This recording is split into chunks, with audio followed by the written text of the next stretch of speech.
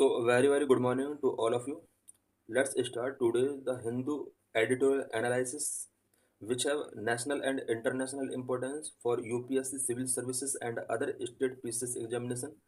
Today we will discuss mainly four issues. The first issue is, can Sheikh Hasina be extradited? The second issue is, in Wilmington.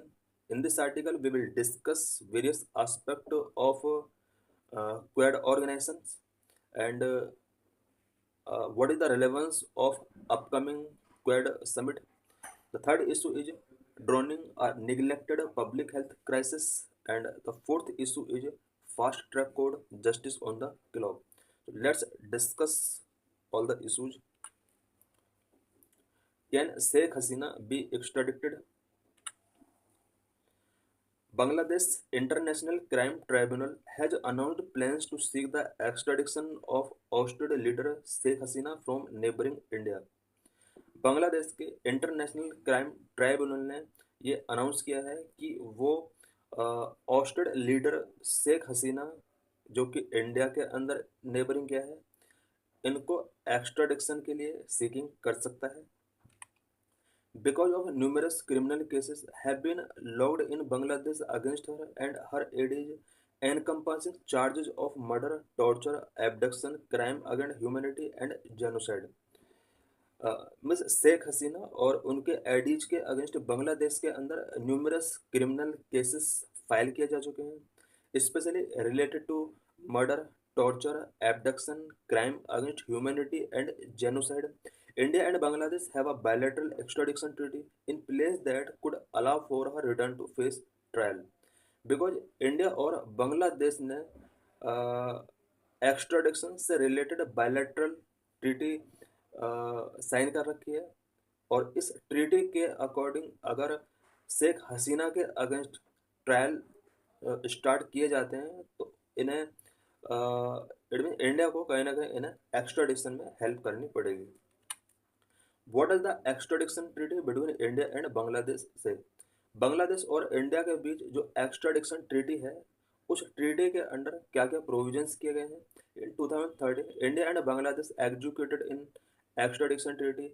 as a strategic measure to address insurgency and terrorism along their shared border.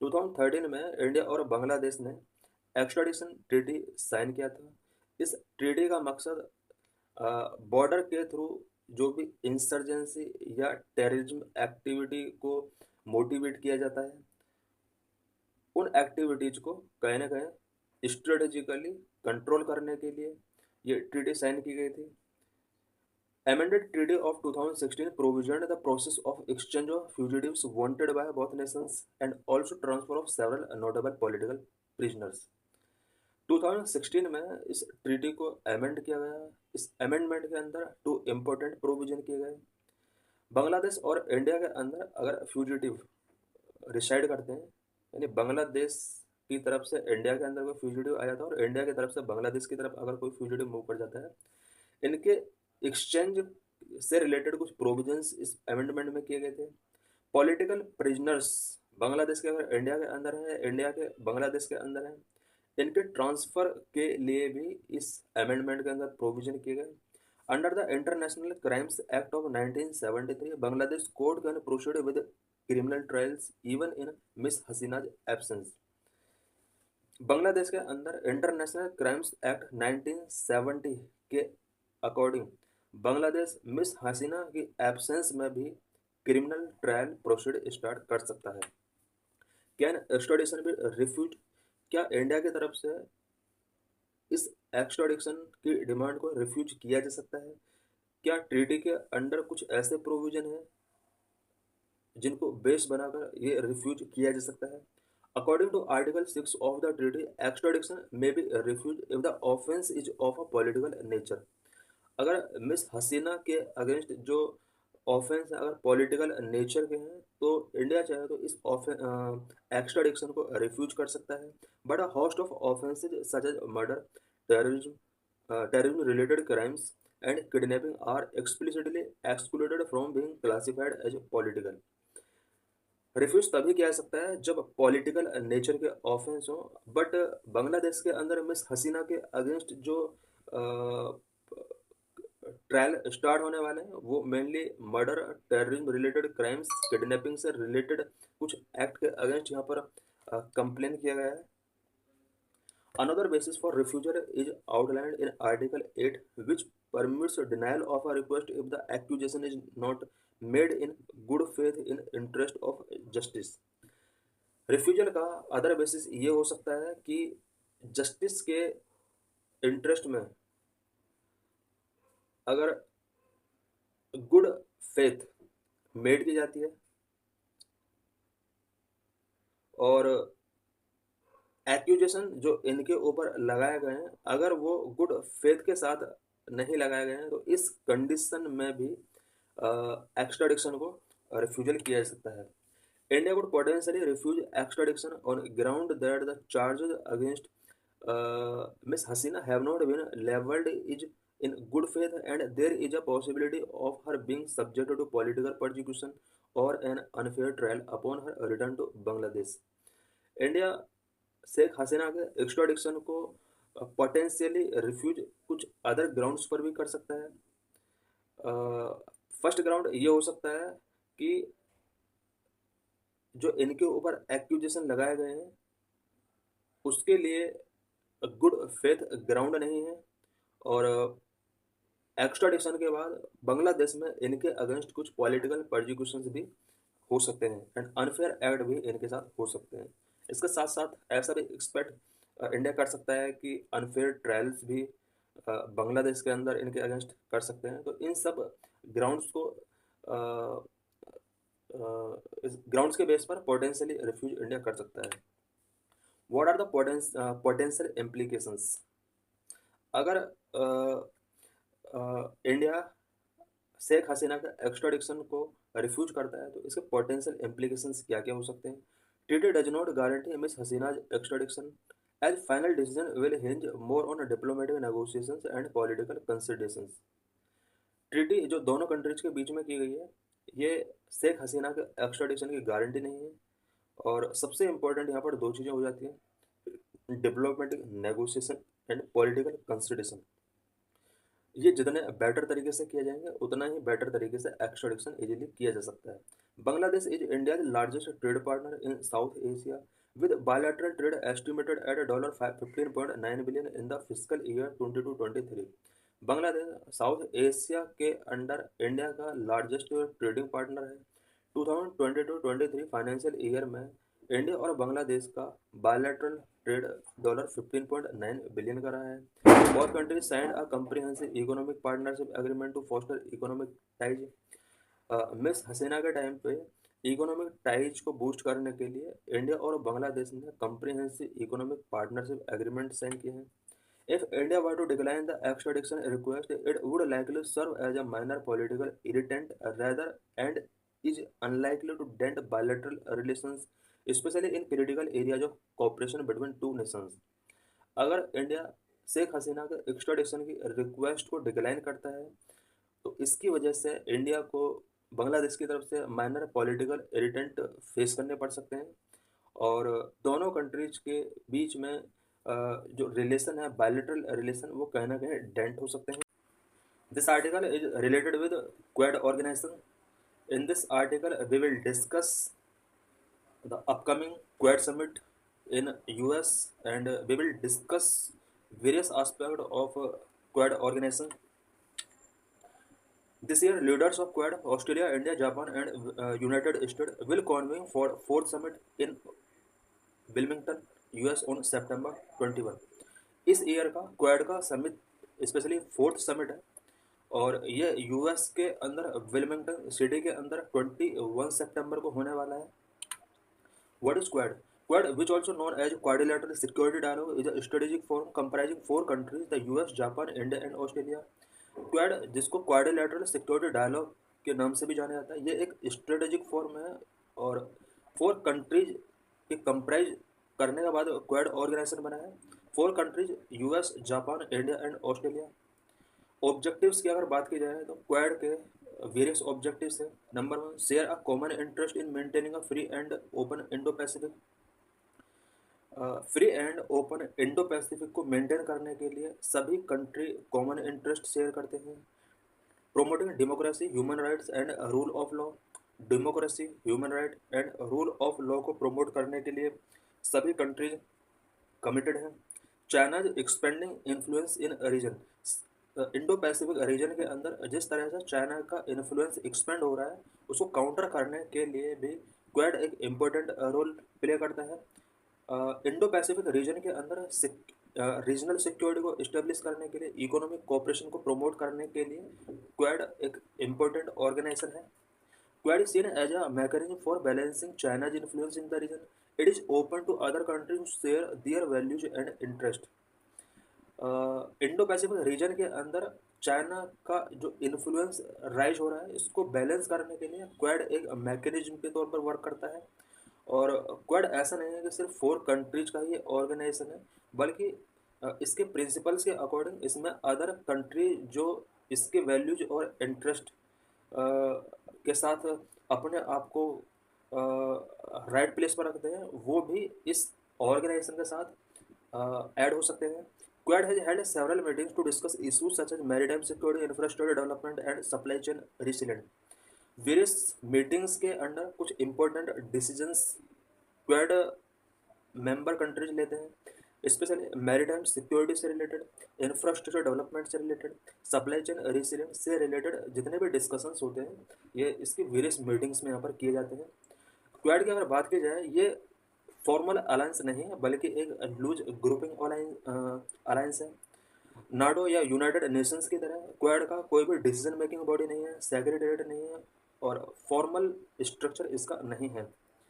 Quad alliance is maintained through summits, meetings, information exchange and military drills. Quad alliance इसके various summits जो होते हैं, meetings जो होती हैं, information exchange and military deals जो भी हैं, इससे रिलेटेड जितने भी डिसीजन लिए जाते हैं, वो स्पेशली मीटिंग्स के अंदर ही लिए जाते हैं, बिकॉज इसका कोई फॉर्मल स्ट्रक्चर नहीं है। Genesis and evolution of Quad. Quad का जेनेसिस एंड एवोल्यूशन कैसे हुआ? 2007, Quad was initially formed in 2007 during an informal meeting of leaders from the Association of Southeast Asian Nations. ASEAN का एक summit 2007 में हुआ था। उसी टाइम पर इसके कुछ मेंबर्स ने एक इनफॉर्मल में मीटिंग किया और इस इनफॉर्मल मीटिंग से ही कह रहे हैं क्वाड का जो एवोल्यूशन है वो स्टार्ट हो गया था। It was Japanese PM Shinzo Abe who first propose the idea of creating quad. सबसे पहले जापान पीएम शिंजो आबे ने क्वाड क्रिएट करने के लिए अपना एक प्रपोजल रखा था। 2012 में क्या हुआ? The Japanese PM highlighted the concept of the democratic security diamond in Asia which includes the US, Japan, India and Australia. 2012 में जापान के पीएम ने एक कंसेप्ट रखा, डेमोक्रेटिक सिक्योरिटी डायमंड कंसेप्ट। इस कंसेप्ट के अंडर जो 4 मेंबर कंट्रीज हैं quad के, अगर इनको हम लाइन ड्रॉ करके कनेक्ट करते हैं तो ये एक डायमंड शेप देता है और इसीलिए इसको डेमोक्रेटिक सिक्योरिटी डायमंड बोला गया। और इससे रिलेटेड कंसेप्ट सबसे पहले 2012 में जापानीज पीएम ने रखा था। इट मीन जापान पीएम का इस ऑर्गेनाइजेशन को बनाने में बहुत बड़ा रोल है। Due to growing danger posed by China, the 4 nations revitalized the Quad by expanding its goal and devising a system that aims to gradually establish an international order based on rule. 2017 के आसपास China का जो influence है या assertiveness है वो Indo Pacific region के अंदर थोड़ा रेज होता है। इसकी वजह से इंडो पैसिफिक जितने भी कंट्रीज हैं उन्हें थोड़ा थ्रेट फील होता है और क्वाड कंट्रीज इसके लिए इनिशिएटिव लेते हैं और डिसाइड करते हैं कि क्वाड के गोल्स को हमें अब एक्सपेंड करना होगा सो दैट चाइना का जो इन्फ्लुएंस बढ़ रहा है उसको कंट्रोल किया जा सके। India, Japan, USA and Australia held the first Quad talk in Manila ahead of the ASEAN Summit 2017. China के थ्रेट को देखते हुए 2017 में जो आसियान समिट हुआ था, इससे पहले मनीला के अंदर quad talking all 4 member countries के बीच में होता है। 2022 में 20 में क्या होता है, trilateral India US Japan Malabar naval exercise expanded to include Australia, signing the first official group of the Quad since its resurgence in 2017 and the first joining military exercise among the four countries in over a decades.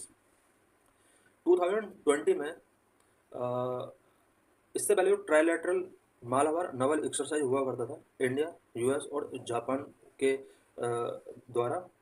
अब इस trilateral Malabar naval exercise के साथ अब Australia को add कर लिया गया था और ये फर्स्ट टाइम था जब फर्स्ट ऑफिशियल ग्रुप के रूप में इसको जाने जाने लगा और इसके बाद इन 4 मेंबर्स का यहाँ पर मालाबार नवल एक्सरसाइज कंटिन्यू होता रहता है।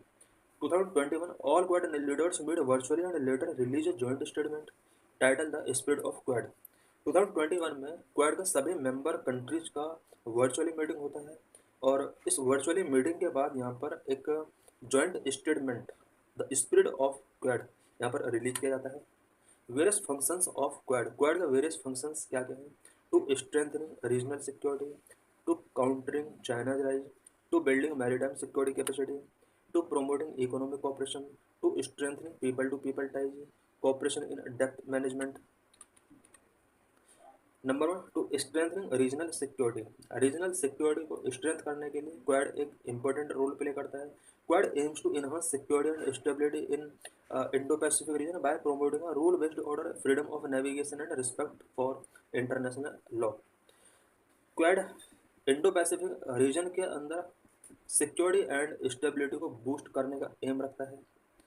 इसके लिए क्वाड इंडो पैसिफिक रीजन में एक रूल बेस्ड ऑर्डर चाहता है, फ्रीडम ऑफ नेविगेशन चाहता है और इंटरनेशनल लॉ इस एरिया के लिए जो भी बनाया गया है उसका रिस्पेक्ट क्वाड कंट्रीज यहाँ पर करना चाहते हैं और करते हैं और रिस्पेक्ट करने के साथ साथ ये रूल को फॉलो करते हैं। To countering China rise, because Indo Pacific region के अंदर चाइना का जो असर्टिवनेस है और जो इन्फ्लुएंस है वो काफ़ी राइज हो रहा है। इसको काउंटर करने के लिए क्वाड एक मैकेनिज्म का काम करता है। Quad is seen as a mechanism response to China's growing assertiveness in a region. The member countries seek to balance China's rise and prevent it from altering the status quo in a region. इस reason के अंदर जो status क्वो है उसको China कहीं ना कहीं alter करने की कोशिश कर रहा है और इसके लिए क्वाड बहुत इम्पोर्टेंट है कि चाइना की इस बढ़ती हुई जो इन्फ्लुएंस है उसको कहीं ना कहीं ये डिक्रीज करे। Number 3, to building maritime security capacity, its member countries have been conducting joint naval exercise and maritime patrols to enhance their maritime security capacity and interoperability। Quad के जितने भी 4 मेंबर कंट्रीज हैं ये इंडो पैसिफिक रीजन के अंदर maritime security को बढ़ाने के लिए एंड इंटरऑपरेबिलिटी को बढ़ाने के लिए time to time joint naval exercise and maritime patrolling यहाँ पर करते रहते हैं। Promoting economic cooperation, all member countries are major economies in the region and seek to promote economic cooperation. In May 2022, Quad countries decided to allocate $50 billion for infrastructure in the Indo-Pacific region. Quad के सभी member countries major economies हैं और इस region specially Indo Pacific region के अंदर economic cooperation को boost करने के लिए बहुत सारे इनिशिएटिव्स इन कंट्रीज के द्वारा लिए जाते हैं। 2022 में क्वाड के सभी मेंबर्स के द्वारा इंडो पैसिफिक रीजन के इंफ्रास्ट्रक्चर डेवलपमेंट के लिए $50 बिलियन का यहाँ पर एलोकेशन किया गया था। To strengthening people to people ties, it aims to promote people to people ties through academic and cultural exchanges and enhance disaster relief and humanitarian assistant capabilities. Quad का सभी member people to people ties को promote करना चाहते हैं specially through academics and cultural exchanges और सभी countries humanitarian assistant capabilities और relief को एक दूसरे के लिए यहाँ पर इन्हांस करना चाहते हैं। Cooperation in dept management, resolving dept issues under the G20 common framework through the quad dept management resource portal. G20 common framework के अंडर डेप्ट इशूज को रिजॉल्व करने के लिए कुछ इनिशिएटिव्स लिए गए हैं और क्वाड डेप्ट मैनेजमेंट रिसोर्स पोर्टल इसके लिए यहाँ पर लॉन्च किया गया है।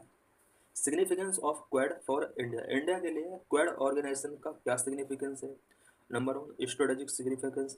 Number two, economic significance. Number three, regional stability. Number four, maritime security. Number five, post-COVID diplomacy.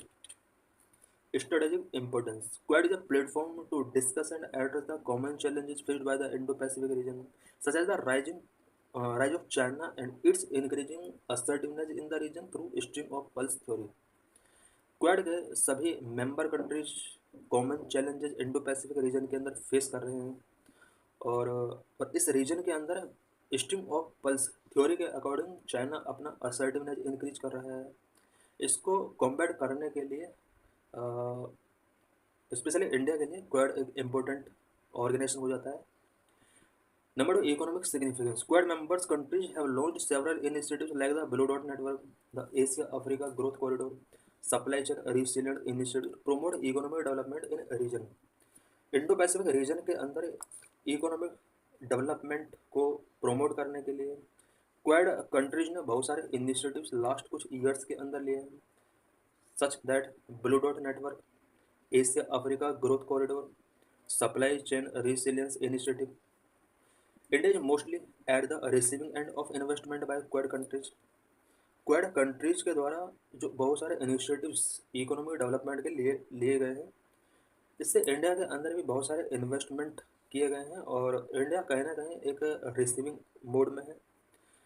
Regional stability. It is significant for India in promoting regional stability in the Indo-Pacific region.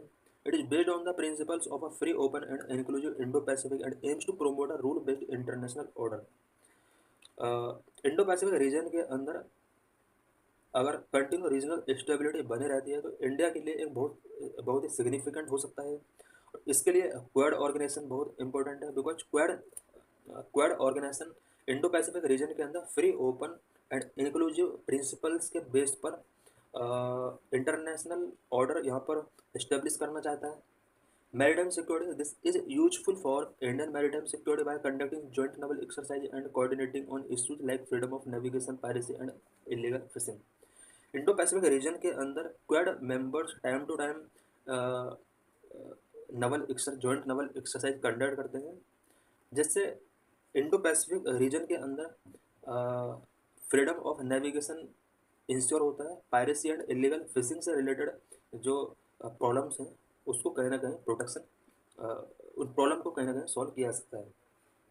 During the pandemic, due to disruptions in the supply chain, Japan and US want to shift their manufacturing companies out of China in order to curb their imperialistic behaviour which could be capitalised on by India as well.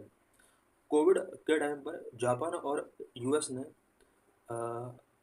China based इनकी जो भी manufacturing companies थी, इन्होंने decide किया है कि अब इन companies को चाइना से आउट किया जाएगा, और बिकॉज चाइना का यहाँ पर इम्पीरियलिस्टिक बिहेवियर शो हो रहा था और इसका प्रॉफिट कहीं ना कहीं इंडिया को मिला, क्योंकि बहुत सारी कंट्रीज ने इंडिया की तरफ मूव किया था।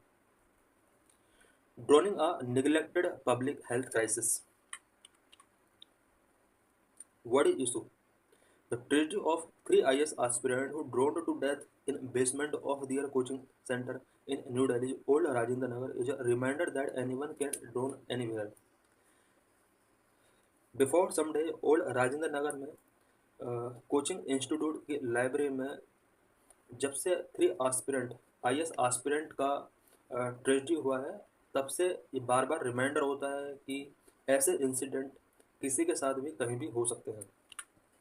This incident took place 2 days after countries observed Drowning Prevention Day, a WHO-led global event held annually to raise awareness about this leading cause of death.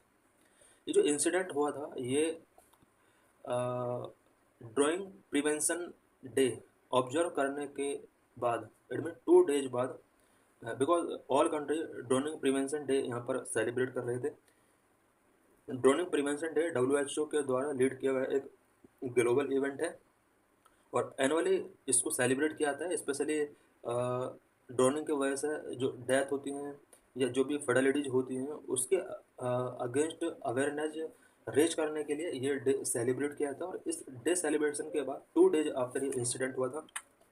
Data related और droning से related कुछ यहाँ पर important points में discuss करेंगे। Every hour of every day at least 42 people drone.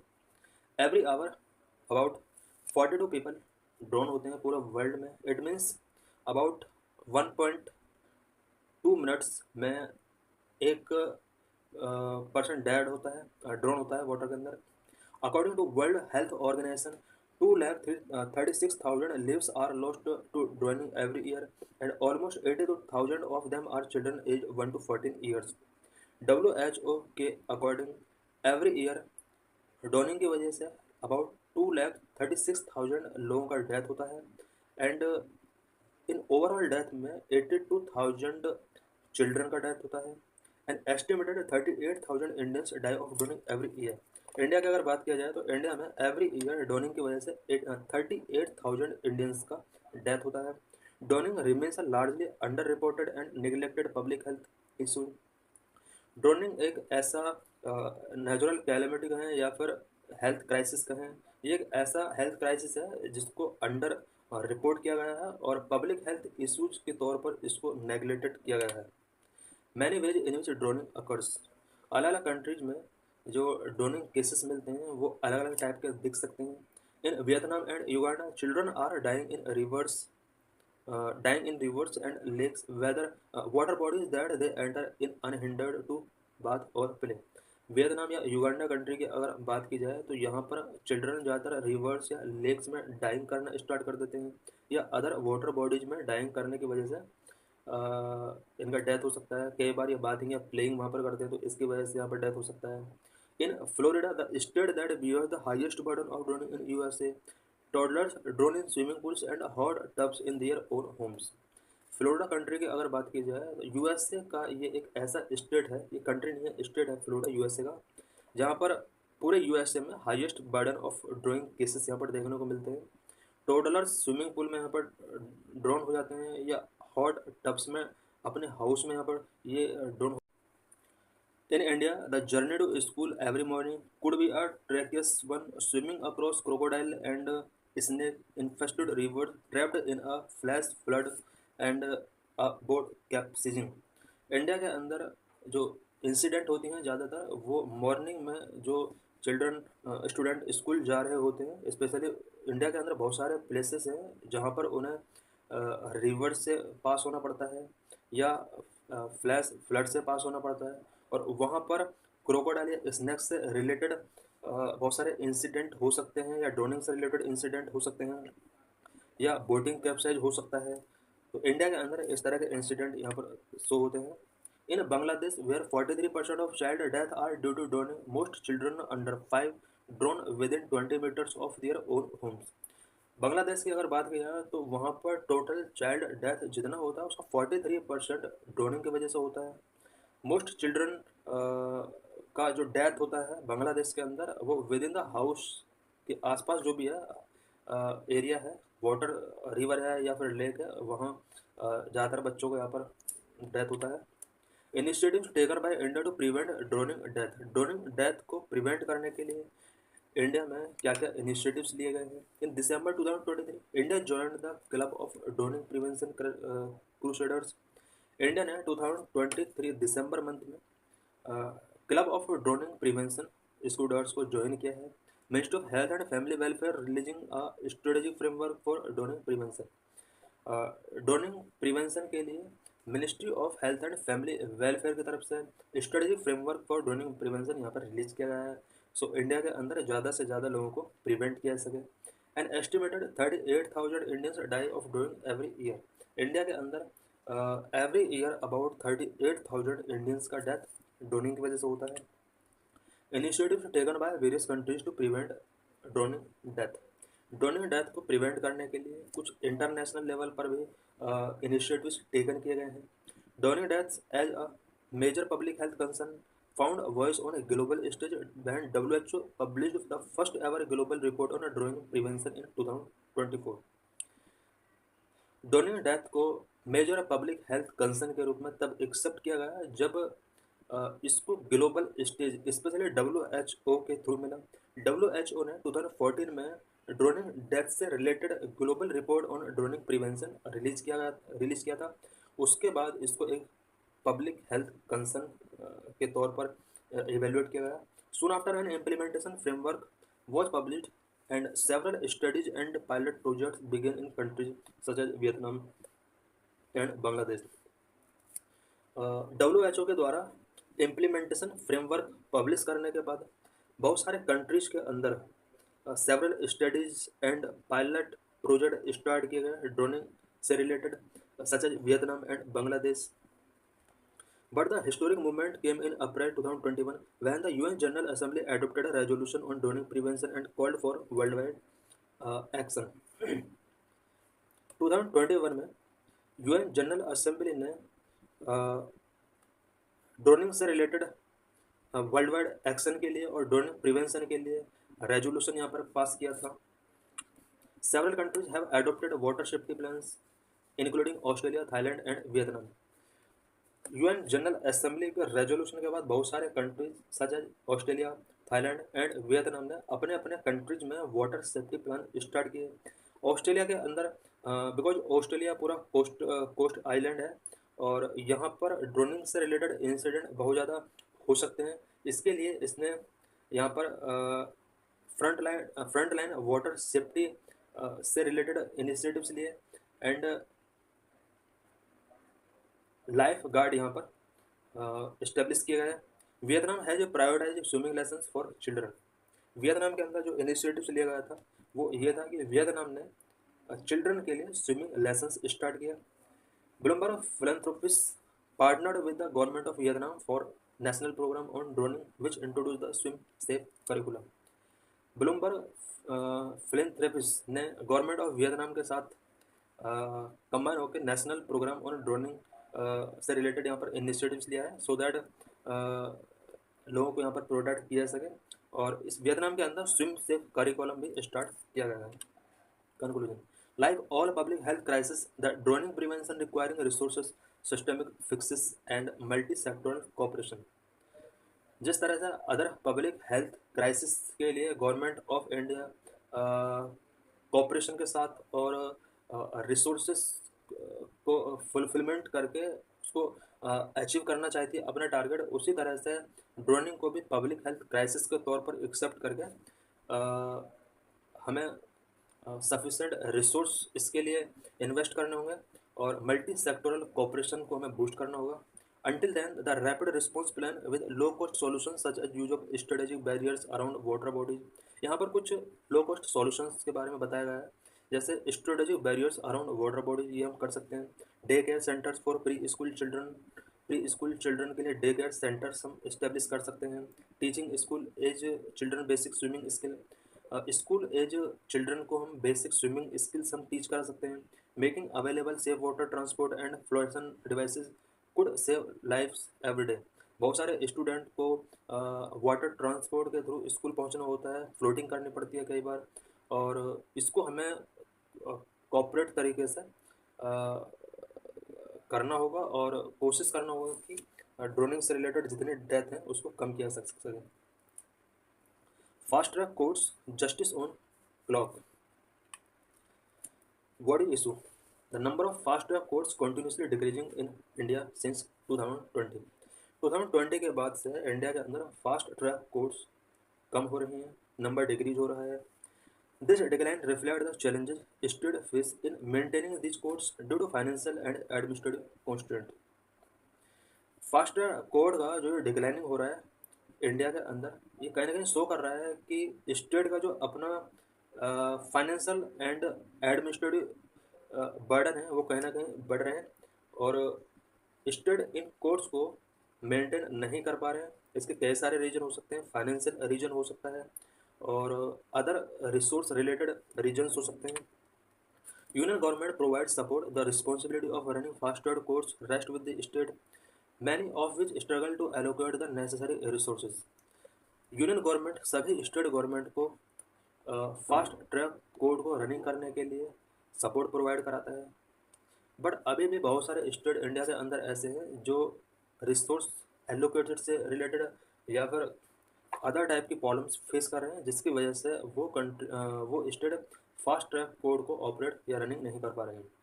Between 2018 and 2020, India saw significant rise in the number of fast-track courts. In 2018, 699 courts were operational, growing to 907 by 2020. 2018 से 2020 के बीच में India के अंदर fast track court का जो number है वो significant तरीके से राइज हुआ था। 2018 में जहां पर 699 फास्ट ट्रैक कोर्ट्स हुआ करते थे, वहीं 2020 में ये ग्रो होकर 907 तक पहुंच गया था डाटा। हाउएवर अगर 2023 की बात की जाए तो यहाँ पर फास्ट ट्रैक कोर्ट का जो नंबर है वो ड्रॉपिंग हुआ है, 832 पर ये आ गया है 907 से। Objectives of fast track court. Fast track courts के क्या क्या ऑब्जेक्टिव होते हैं? Fast track courts in India were establish to address the phenomenal judicial backlog and ensure the timely delivery of justice. Fast track court India में इसलिए establish किए गए थे ताकि इंडिया में टाइमली डिलीवरी ऑफ जस्टिस को इंश्योर किया जा सके। और फेनोमेनल जुडिशियल बैकलॉग बहुत ज़्यादा है इंडिया के अंदर, इसको एड्रेस करने के लिए फास्ट ट्रैक कोर्ट्स यहाँ पर इस्टेब्लिश किए गए थे। These courts were designed to deal with heinous crimes, including sexual offenses and crimes against women and children. Heinous crimes को एड्रेस करने के लिए, heinous crimes के अंदर specially sexual offence, crimes against women and children, इनको deal करने के लिए टाइमली डिलीवरी ऑफ जस्टिस के लिए फास्ट ट्रैक कोर्ट्स यहाँ पर इस्टेब्लिश की गई थी। Issues and challenges faced by fast track courts. Fast track courts के द्वारा क्या क्या इशूज एंड चैलेंजेस फेस किए जा रहे हैं? नंबर में रिसोर्स लिमिटेशंस से रिलेटेड प्रॉब्लम्स फेस की जा रही हैं, इनसफिशिएंट इन्वेस्टिगेशन से रिलेटेड चैलेंजेस हैं, insufficient staff at the judiciary, ये सारी प्रॉब्लम्स यहाँ पर फास्ट ट्रैक कोर्ट्स इंडिया के अंदर फेस कर रही हैं। Number 2, over burden by the sheer volumes and variety of cases resulting in justice delay. Fast track court के अंदर भी वैरायटी ऑफ केसेस का वॉल्यूम बढ़ रहा है, जिसकी वजह से जस्टिस यहाँ पर डिले हो रहा है। Number 3, the jurisdiction of fast track courts is disproportionately wide compare to their capacity further delay justice.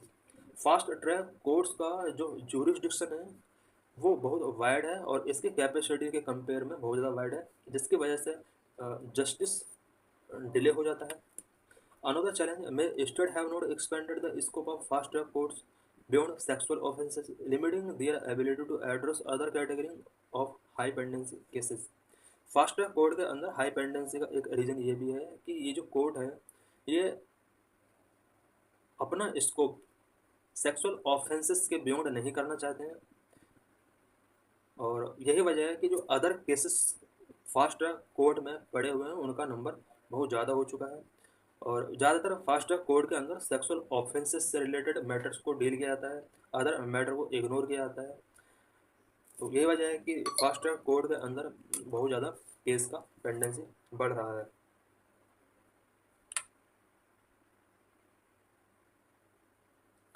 State wise data related to fast track courts. Fast track court से रिलेटेड ये state wise data है। State such as Uttar Pradesh, Maharashtra and Tamil Nadu have maintained a high number of operational courts. कुछ state जैसे UP, Maharashtra and Tamil Nadu, यहाँ पर fast track court का number other के compare में सबसे ज़्यादा है। Several states including Odisha, Kerala, Karnataka, Rajasthan, Madhya Pradesh and Telangana either had no functional fast track courts और were struggling to establish them. कुछ अदर स्टेट जैसे ओडिशा, केरला, कर्नाटक, राजस्थान, एमपी, तेलंगाना, इन स्टेट के अंदर फंक्शनल फास्ट ट्रैक कोर्ट है, जबकि कुछ स्टेट ऐसे हैं, ये जो स्टेट हैं अभी हमने जो पढ़े थे इंक्लूडिंग ओडिशा, केरला, कर्नाटक, राजस्थान, एमपी, तेलंगाना, ये वो स्टेट हैं जिनमें या तो फास्ट ट्रैक कोर्ट्स हैं ही नहीं या फिर वो अपने स्टेट के अंदर फास्ट ट्रैक कोर्ट को इस्टेब्लिश करने के लिए स्ट्रगल कर रहे हैं। These disparities are a reflection of local resource limitations, varying levels of privatization and differing administrative capabilities. अभी जैसे हमने देखा कि कुछ स्टेट के अंदर फास्ट ट्रैक कोर्ट ऑपरेशनल हैं और कुछ स्टेट अभी स्ट्रगल कर रहे हैं इस्टेब्लिश करने के लिए, और कुछ स्टेट के अंदर फास्ट ट्रैक कोर्ट्स बिल्कुल ही नहीं है। ये डाटा, ये जो डिस्पैरिटीज है कहीं ना कहीं शो कर रहा है कि इंडिया में वेरियस स्टेट के अंदर फास्ट ट्रैक कोर्ट के लिए जो रिसोर्स चाहिए वो कहीं ना कहीं उनमें भी डिस्पैरिटी है, और एडमिनिस्ट्रेटिव कैपेबिलिटीज़ किसी स्टेट में ज़्यादा है, किसी स्टेट में कम है, तो ये इस डिस्पैरिटी को शो कर रहा है। State with fewer financial capability struggle to keep fast track courts functioning optimally. जिन स्टेट के अंदर फ्यू फाइनेंशियल कैपेबिलिटीज हैं वो फास्ट कोड को ऑप्टिमली फंक्शनिंग करने के लिए इंस्टॉल कर रहे हैं। इट मीन्स ये स्टेट चाहते हैं कि इन्हें बेटर तरीके से फास्ट कोड को ऑपरेट करने के लिए रिसोर्सेज अवेलेबल हो जाए। The chart show the number of functional fast codes over time across select major state. Major state यानी किस स्टेट के अंदर कितना फास्ट कोड्स है और कुछ ईयर पहले कितना था, करंट में राइज हुआ है या डिक्रीज हुआ है, इससे रिलेटेड डाटा है। फर्स्ट अगर आंध्र प्रदेश का बात किया जाए तो 2018 में अबाउट 20 फास्ट ट्रैक कोड्स था, 2023 में 22 तक ये पहुंच गया। बिहार के अंदर अगर देखा जाए 2018 में 45 के आसपास था, 2021 के बाद बिहार में कोई भी फास्ट ट्रैक कोड्स नहीं चल रही है। उसी तरह से अगर राजस्थान के अंदर देखा जाए तो राजस्थान के अंदर फास्ट ट्रैक कोड अभी तक बना ही नहीं है। और हिमाचल प्रदेश का अगर देखा जाए 2021 के बाद यहाँ पर फास्ट ट्रैक कोड्स इस्टेब्लिश हुआ है। What is the future of fast track code? India में फास्ट ट्रैक कोड का फ्यूचर क्या है? The future of fast track code has huge potential to ensure speedy justice. India में fast track codes को speedy justice के लिए use किया जा सकता है। फास्ट ट्रैक कोड की ह्यूज पोटेंशियल है और इंडिया के अंदर जिस तरह से जस्टिस डिले होता है उसको अगर हमें स्पीडी करना है तो हम फास्ट ट्रैक कोड्स का यूज कर सकते हैं। But for this codes to live up to their promise the state must prioritise their operation and ensure they have the necessary resource of function efficiently. Fast track code को अगर हमें live up करके रखना है, इसके जो promise थे जिस पर्पज से इनको इस्टेब्लिश किया गया था, अगर उनको हमें अचीव करना है तो हर स्टेट को नेसेसरी रिसोर्स अपने अपने स्टेट में बूस्ट करने होंगे so that fast track code के फंक्शंस को एफिशिएंटली तरीके से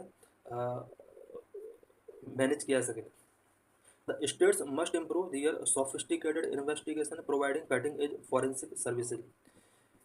हर स्टेट को सोफिस्टिकेटेड इन्वेस्टिगेशन सिस्टम जो उस स्टेट के अंदर है उसको इम्प्रूव करना होगा और अपने अपने स्टेट में फास्ट ट्रैक कोड के एफिशिएंट फंक्शन के लिए cutting edge forensic services establish करना होगा।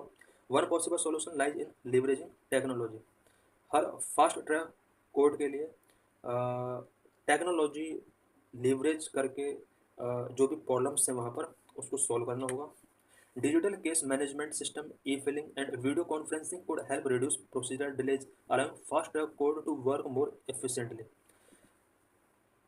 स्टेट के अंदर फास्ट ट्रैक कोड को एफिशिएंटली तरीके से अगर इस्टेब्लिश करना है तो इसके लिए digital case management system establish करना होगा, ई फिलिंग इस्टेब्लिश करना होगा, वीडियो कॉन्फ्रेंसिंग के थ्रू यहाँ पर कुछ प्रोसीजर स्टार्ट करना होगा। With the right support, fast track courts can help ensure that justice is delivered efficiently, providing victims the closure they deserve without unnecessary delay। Fast track court की efficiency को boost करने के लिए support को बढ़ाना होगा और ये इंश्योर करना होगा कि जस्टिस जो डिलीवर किया जा रहा है वो एफिशिएंटली डिलीवर किया जाए और विदाउट अननेसेसरी डिले उसमें नहीं होना चाहिए। सो इंडिया के अंदर जितने पेंडिंग केसेस हैं उनको सॉल्व किया जा सके। Chart show that total criminal case pending in high court and district court. Left axis, अब हम इस ग्राफ में स्पेशली लेफ्ट ग्राफ की बात कर रहे हैं। जो लेफ्ट एक्सिस है ये डिस्ट्रिक्ट कोड को शो कर रहा है। डिस्ट्रिक्ट कोड में हम देख सकते हैं कि अबाउट 1.5 करोड़ के आसपास क्रिमिनल केसेस पेंडिंग हैं। वहीं अगर राइट एक्सेस की बात की जाए तो ये हाई कोर्ट के अंदर पेंडिंग क्रिमिनल केसेस को शो कर रहा है। 40 लाख से ज़्यादा क्रिमिनल केसेस हाई कोर्ट के अंदर पेंडिंग है। इस डाटा के अंदर हम देख सकते हैं कि 1950 से लेकर 1990 तक जो टेंडेंसी ऑफ केसेस था वो 0 के आसपास है। बट 2000 के बाद अगर देखा जाए तो यहाँ पर पेंडेंसी ऑफ केसेस इंक्रीज होना शुरू हुआ है और स्पेशली 2010 के बाद ये हाई स्पीड से पेंडेंसी बढ़ा है। The chart show the number of fast track courts established between 2018 to 2023। Second chart में हम देख सकते हैं कि इंडिया में 2018 से 2023 के बीच फास्ट ट्रैक कोर्ट्स किस तरह से इंक्रीज हुए हैं। India saw significant rise in the number of fast track courts growing to 907 by 2020। 2020 तक इंडिया के अंदर अबाउट हाईएस्ट जो फास्ट ट्रैक कोर्ट्स का नंबर पहुंचा वो 907 तक पहुंचा है। हालांकि इसके बाद कुछ नंबर्स यहाँ पर डिक्रीज हुआ है। 2018 में अबाउट 700 के आसपास फास्ट ट्रैक कोर्ट्स थे। 2020 में 907 तक ये हाईएस्ट नंबर पहुंचा और उसके बाद 2023 में ये 800 समथिंग यहाँ पर इसका नंबर रिड्यूस हो जाता है। So thanks for watching this video.